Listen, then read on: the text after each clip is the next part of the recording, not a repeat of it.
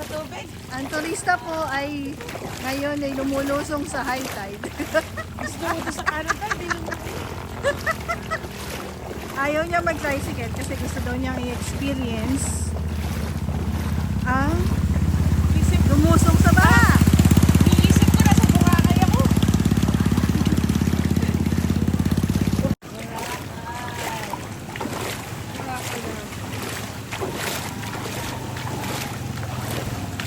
Turista.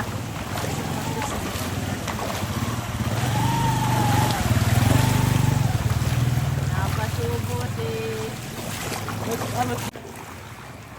Eto po kami ngayon, naglulusong sa high tide lang yan.